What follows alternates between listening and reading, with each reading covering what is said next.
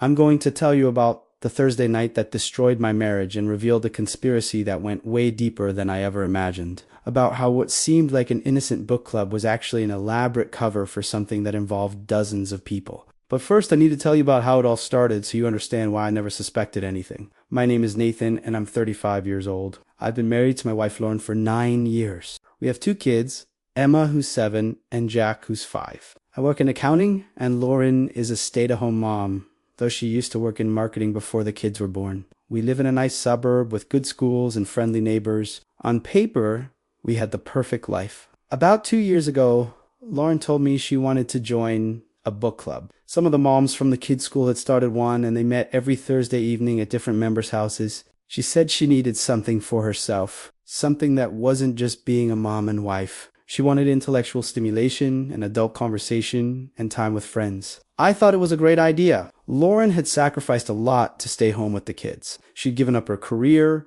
her independence, her identity outside of being a mother. If a book club made her happy, I was all for it. The first meeting was at someone's house across town. Lauren got dressed up, grabbed a book she'd been reading, and headed out around 7. She came home around 10:30 looking relaxed and happy. She told me about the women in the group, about the book they were discussing, about how nice it was to talk about something other than kids and carpools. It became a weekly thing. Every Thursday at 7, Lauren would head to book club. Sometimes it was at someone's house. Sometimes they'd meet at a wine bar or a coffee shop. She'd always tell me where she was going and who would be there. I never questioned it because she seemed genuinely happy about it. I liked that she had this outlet. On Thursday evenings, I'd handle bedtime with the kids. We'd order pizza or I'd make something easy for dinner. The kids and I would watch a movie or play games. It became our own little tradition. Dad and kids night while Mom was at book club. Lauren would come home glowing. She'd tell me about the book they'd discussed, about funny things that happened during the meeting, about getting to know these women better. She'd show me photos sometimes of the group at dinner or someone's living room with wine and snacks. It all seemed so normal and innocent. Over time, I got to know some of the husbands of the women in the book club. We'd run into them at school events or neighborhood gatherings. They'd make jokes about being book club widowers on Thursday nights. We'd laugh about how intense these women were about their reading. It was all very casual and friendly. About 6 months ago, I noticed Lauren seemed different after book club. More energized, more affectionate. She'd come home and want to talk for hours, or she'd be more interested in intimacy than usual. I figured the social interaction was good for her, that having time away from mom duties was recharging her battery. She started dressing nicer for book club too, not dramatically different. But I noticed she'd put on makeup and wear her better outfits instead of just jeans and a sweater. When I mentioned it, she laughed and said the women liked to dress up a bit, that it made it feel more like an event. It made you sense they were going out having adult time. Of course they'd want to look nice. The book selections seemed to get more and more sophisticated. Lauren would mention titles I'd never heard of, authors I didn't recognize. Sometimes I'd ask her about the plot, and she'd give me these vague summaries that sounded real. But I figured maybe she just wasn't great at summarizing, or maybe I wasn't paying close enough attention. Last month, I ran into one of the book club husbands, Greg, at the grocery store. His wife, Amanda, was in the group. We chatted for a bit, and I mentioned how Lauren had been raving about the last book they'd read. Greg looked confused. What book? The one from last week. I can't remember the title, but Lauren said it was incredible. Greg laughed. Amanda hasn't mentioned reading anything lately. She mostly just talks about the wine they drink and the gossip they share. I laughed too, but something about that exchange stuck with me. Lauren always talked about the books. That was the whole point of book club, right? That Thursday I paid more attention when Lauren was getting ready. She spent almost an hour on her hair and makeup. She wore a dress I'd only seen her wear 2 weddings. When I asked if it was a special meeting, she said they were trying out a new wine bar and wanted to look nice. She left at 7 as usual. I put the kids to bed and then found myself thinking about that conversation with Greg, about how Amanda apparently didn't talk about books much, about how Lauren's descriptions of the books always seemed a little off. I went to Lauren's nightstand where she kept her current book club selection. It was a literary novel with a bookmark about halfway through. I opened it to the bookmarked page and read a few paragraphs. Then I flipped through the rest of the book. The pages were pristine. The spine wasn't cracked. The bookmark hadn't moved in weeks. She wasn't actually reading the books. I felt stupid for not noticing sooner.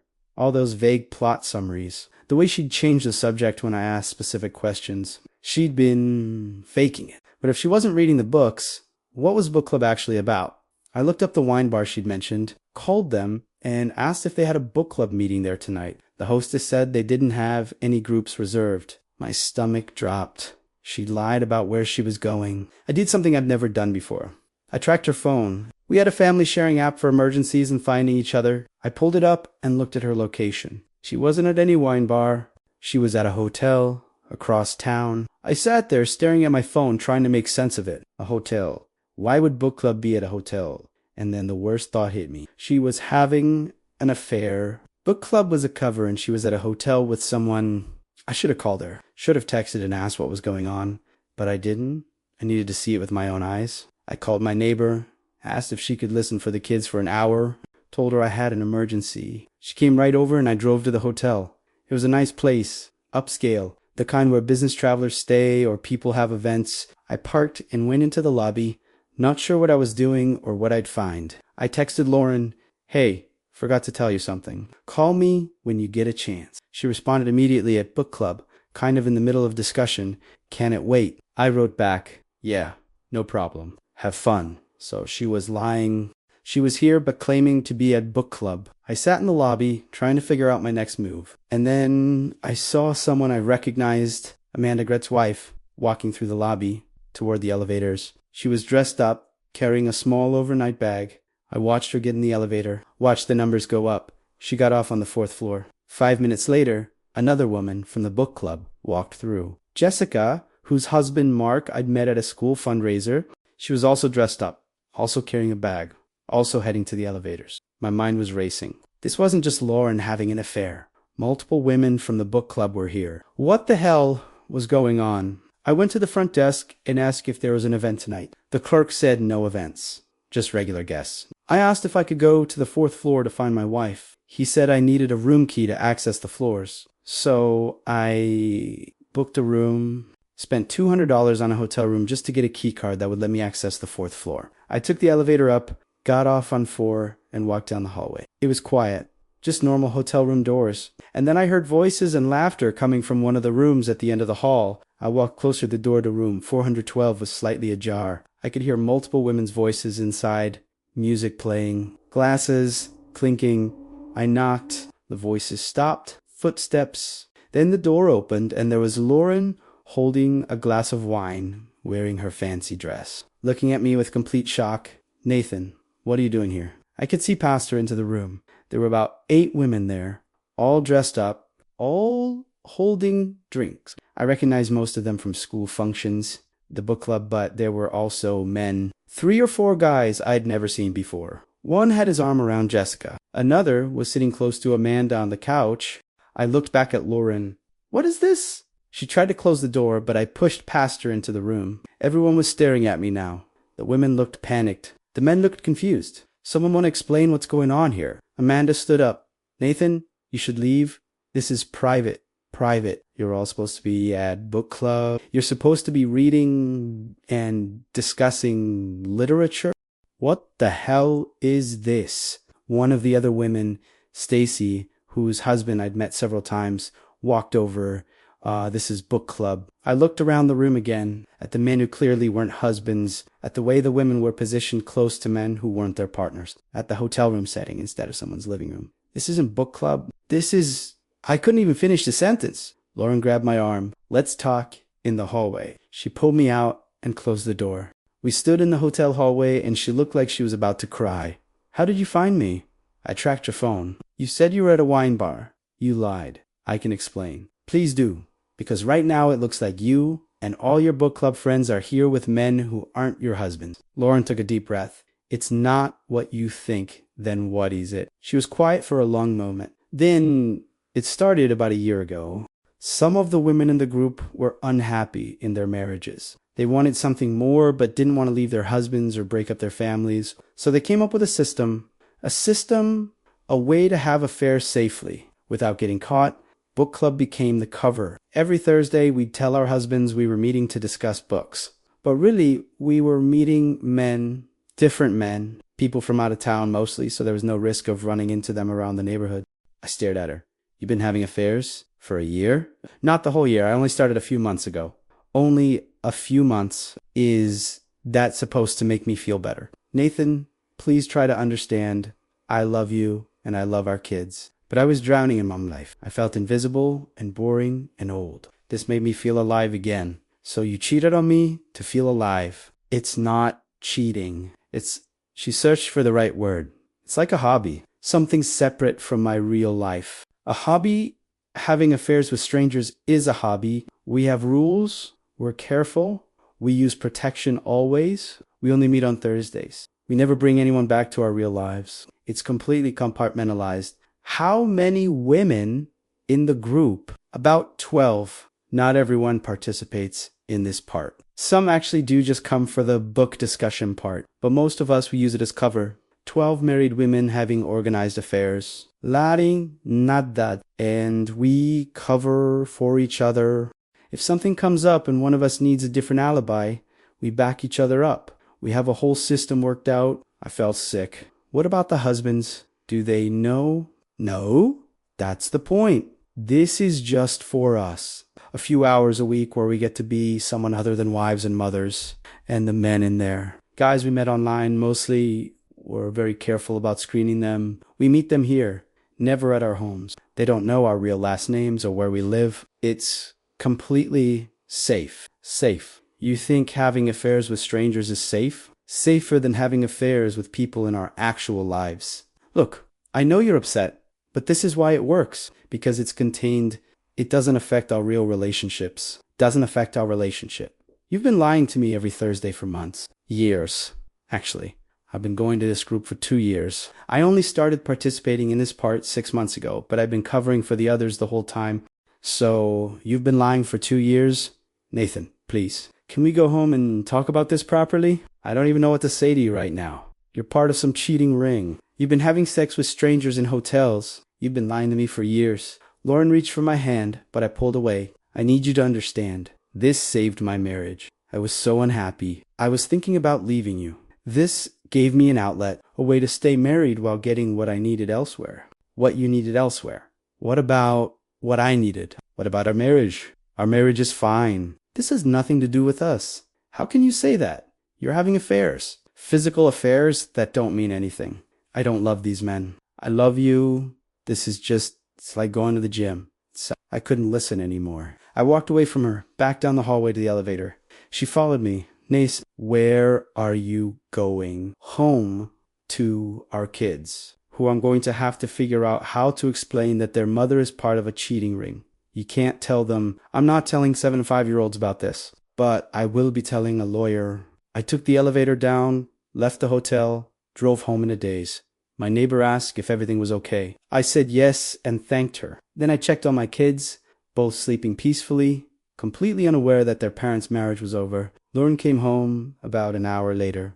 We fought for hours. She kept insisting it wasn't real cheating because there were no emotions involved. That it was just physical. That it didn't affect our marriage because I'd never known about it. I couldn't make her understand how betrayed I felt. How the lying was almost worse than the cheating. How the fact that it was organized and systematic made it so much worse than a one-time mistake. Over the next few days, I learned more. The book club had been running this operation for almost 4 years. It had started with just 2 women who'd confided in each other about having affairs. They'd realized they could cover for each other. Then they'd brought in other unhappy wives. It had grown into this whole network with rules and schedules. They rotated to host the meetings. They had a shared calendar. They vetted men carefully. They had emergency protocols in case someone's husband got suspicious. They even had a lawyer on retainer in case anyone got caught and needed quick advice. It was sophisticated, organized, and completely insane. I reached out to some of the other husbands, Greg and Mark and a few others whose wives I'd recognized at the hotel. They all had the same reaction I did. Shock, betrayal, anger. None of us had suspected anything. We compared notes, figured out that some of the women had been doing this for years, that there had been dozens of men involved, that our wives had essentially been living double lives right under our noses. Most of us filed for divorce. A few tried to work it out. Greg and Amanda are in intensive couples therapy. Mark left Jessica immediately. I filed papers 2 weeks after that Thursday night. Lauren tried to fight it, said I was overreacting, that what she'd done was no different than men having strip clubs or watching porn, that I was being closed-minded and judgmental, but it wasn't about being open-minded. It was about honesty and trust, and she'd violated both. The book club disbanded. Word got out in the neighborhood about what was really going on. Some of the women moved away, too embarrassed to stay. Others tried to brazen it out, claiming they had open marriages and we husbands were just too conservative to understand. It's been for months. The divorce is almost final. We're working out custody arrangements. I get the kids every other week. Lauren got an apartment near the house so the kids can stay in their school district. The kids know we're getting divorced, but they don't know why. I told them that sometimes grown-ups grow apart, and it's better to live separately than stay together and be unhappy. Lauren told them the same thing. We've agreed to never tell them the real reason. They don't need to know their mother was part of a cheating ring. I'm in therapy, trying to process everything, trying to understand how I missed the signs, trying to figure out how to trust anyone again. The worst part is that Lauren still doesn't think she did anything wrong. In her mind, she found a solution that let her stay married while meeting needs I apparently wasn't meeting. She thinks I'm the bad guy for not being understanding. I wonder sometimes if I should have tried harder to work it out, but I don't think I could ever trust her again. Every time she left the house, I'd wonder where she was really going. Every time she was on her phone, I'd wonder who she was texting. That's no way to live. I also wonder how many other book clubs or workout classes or hobby groups are actually covers for affairs. How many other networks exist that we don't know about. It's made me paranoid in a way I hate. But I'm rebuilding slowly. I have my kids half the time, and I'm making the most of it. I'm dating a little, though I'm very upfront about my trust issues. I'm trying to move forward, and I'll never look at a book club the same way again. So I want to ask you something. If you discovered your partner was part of an organized network of people covering for each other's affairs, could you forgive them? Do you think organized cheating is worse than a spontaneous affair? And what would you do if you found out something like this was happening in your community? Because I still don't know if I handled everything the right way or if there was a better approach. If you discovered your wife's book club was actually a cover for an organized affair network with rules and systems, how would you react? Would you confront her in front of the group or privately? And could you ever trust someone again after discovering they'd been part of something so calculated and organized? I really want to hear your thoughts because I'm still processing how this could have happened.